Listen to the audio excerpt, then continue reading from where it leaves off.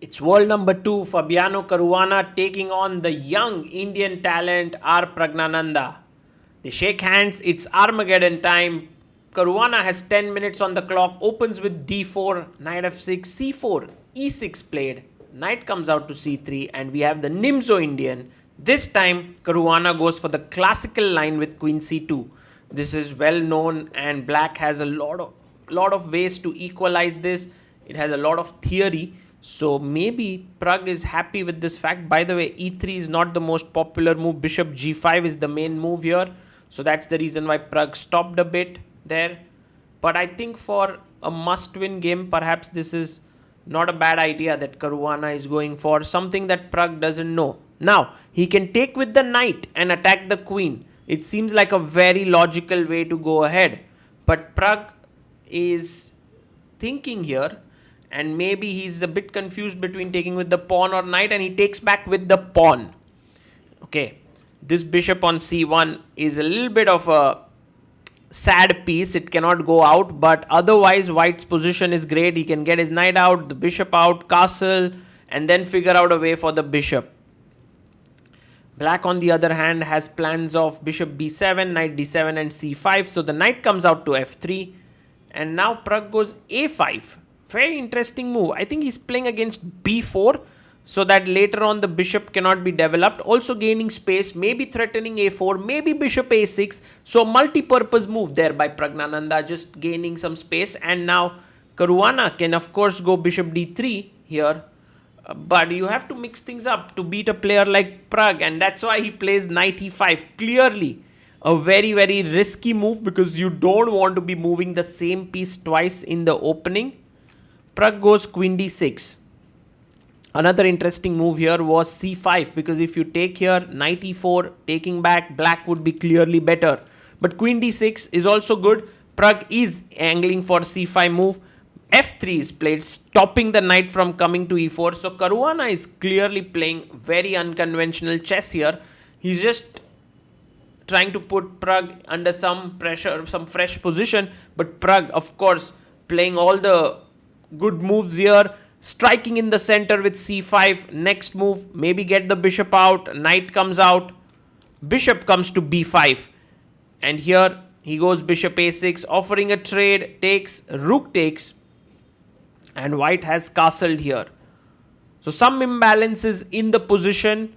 The pawn structure is not yet determined, so we don't have much to say. But knight c6 played here by Pragg. Can we go f4? But then it weakens the e4 square considerably. That's why he takes on c6 and plays a4. For Pragg, this is actually a great position because he just needs a draw. And there are many, many ways for him to continue. Rook e8 makes a lot of sense as he's putting pressure on the e3 pawn. b3 is played. So finally the bishop here, which is not the greatest of the bishops, wants to come on this diagonal, but the e3 pawn is weak. So you have to keep an eye on that.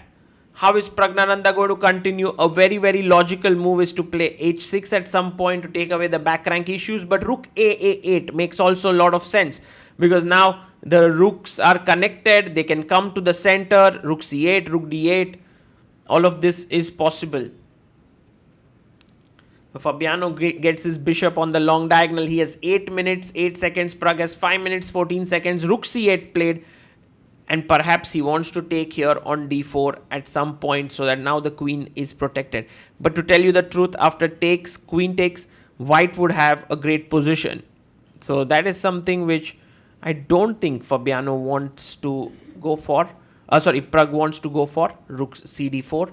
Maybe c4 at the right time could be an idea. He goes queen to d2, just bringing his queen back. And Pragg plays queen e6, attacking here on e3. Rook f e1 could be possible, but then there is c4. And after you take, rook takes, and black is clearly doing really well. So that's the reason why Caruana takes on c5. I think for Pragg, taking with the rook does not make much sense because now after bishop d4, white is clearly better. The bishop is an absolute monster. You can see that it started off as a passive piece but now has a very good square. So that's why he must take back with the pawn. But the downside of taking back with the pawn is that your a5 pawn becomes isolated and weak. And if you take here, queen e3 falls with a check. So b takes c5. First, he defends the e3 pawn. Now he is threatening the a5 pawn. So black goes queen to b6. He defends on a5 and attacks the pawn on b3 here. Now, this pawn is a weakness. e3 is a weakness. Meanwhile, a5 is weak. So it's like a mixed position. Both sides have weaknesses. But if we compare the minor pieces, it definitely feels like the bishop is superior. He goes rook d8 and bishop c3. So this last move by Pragg, bringing this rook, was not the wise idea. He should have brought the other rook so that when bishop c3, he can defend it with his a8 rook. Because now if he plays rook c d8 and now bishop c3, and now if he goes back to defend, the problem is that the d5 square, d5 pawn is undefended. So after take, queen d5, white is the one in driver's seat here. So a tough moment for Pragg. He goes queen a7. So he's giving up the a5 pawn, and Caruana thinks for a bit and now takes it. He's a pawn up, rook d7. So clearly, objectively here, white is completely better now. He's clear pawn up. That pawn is a passed pawn on the a file. The bishop can come back, put pressure on the knight. There's pressure in the center. All of these things. But when it comes to a speed game, there can be things that can go wrong. But Caruana has 6 minutes 30 seconds, so he has a lot of time. But Pragg pushes the pawn, takes, pawn takes. So he does get a passer in the center of the board, but white now has two connected passers. So that's a huge advantage there. And will Caruana now capture the rook on e8? Takes, and then if you try to go, he takes, knight takes. If you go rook d1 trying to pin here, well, remember there's a check coming in, so you can't do that. So you have to move your bishop now. It's important. But where exactly do you move? Do you go back to b2? Do you go to b4? He goes to b4. It's a good square for the bishop. I think as black, you want to push the pawn. Check and try to play there. But knight c7 played by Pragg, and also a logical move. He wants to get his knight to the e6 square. You will see that there's a back rank issue that has been created. So queen b7 played, trying to put pressure down this. And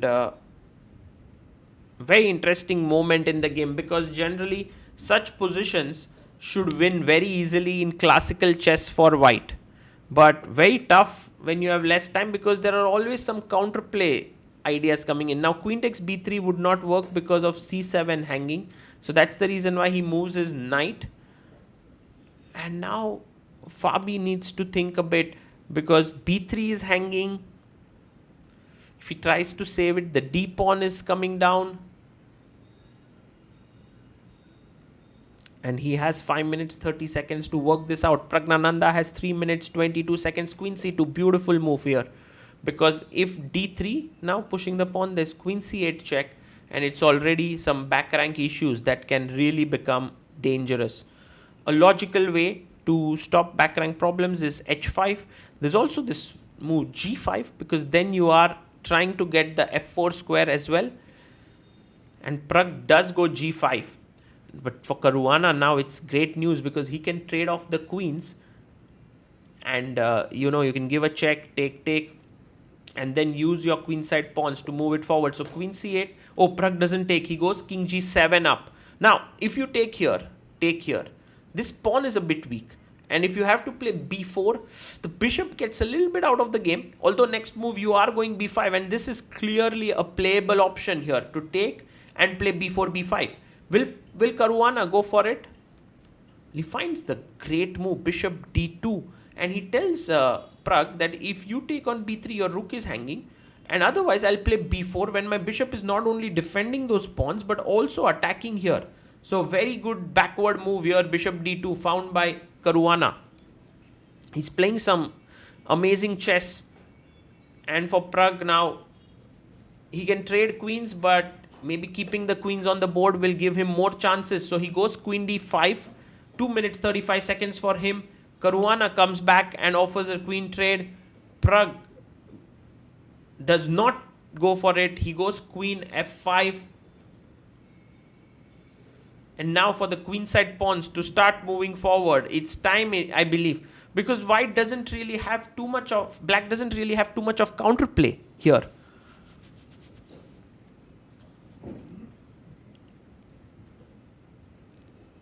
And so Caruana thinks a bit about what he wants to do. Ideas like h3 which stop g4 look a bit slow. a5 played, rook c7, queen comes to f1. So that was well spotted by Caruana, that even if rook takes rook, then queen takes c1 and white is better. So rook c2 played. Now this rook is attacking the bishop. Maybe you want to take rook takes c2, queen takes c2. But yeah, you can see that how the counterplay gets generated, right? This is the moment of high pressure for Caruana. He needs to figure out a way of what to do with this rook that has entered in his position. Does he move his bishop away? Does he play queen e1? Just the bishop also does not have too many squares. He takes on c2, queen takes c2 and queen c1. Nice move. So he is ready to give up the b3 pawn, but in return he gets the g5 pawn. And while the g5 pawn is not that critical because the d pawn is very strong, queen b5 played, the black king is a little weak here. So bishop comes back to d2 and he defends the pawn, also blockades the d4 pawn. Knight comes to c5, threatening knight b3 when there will be some kind of a mega fork there. But I think now the black king is a bit too weak, and actually Caruana can launch an attack against it. He can move in with his bishop here and then bring his queen in and try to checkmate the black king. 3 minutes for Caruana, 1 minute 56 seconds for Praggnanandhaa here. Yes, he plays bishop f6, bishop h6, king goes back to king goes up to f6. Going back was really not an option, so king f6 and now queen g5 check is one idea. Maybe, but you can also go queen f4 check and then pick up the d4 pawn. You will notice that the white king is very safe because it has this way to go out. King e6 and he takes the d4 pawn. Excellent. Now Pragg can actually win back the a5 pawn, and well, technically he has the best drawing chances here because he has 2 pawns versus 3. If we remove the queens from the board, this position might well be a draw. So it's only the queens that give Caruana a good chance because the black king is quite exposed. And also these 2 pawns are quite weak. How to continue now? 2 minutes 12 seconds for Praggnanandhaa, for Caruana, 1 minute 46 seconds for Pragg. He comes back bishop d2. There are no checks in the position for the time being. Maybe queen a2 is not a very weird move because if you take on c5, your d2 bishop is hanging. Also a queen endgame should be drawish in nature. Let's see where Praggnanandhaa heads to. He's thinking a bit.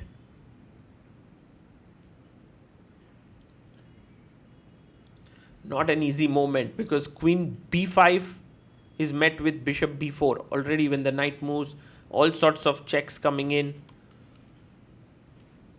Queen a4 played, and this is a big mistake because now if queen takes queen, knight takes, this is very good for black.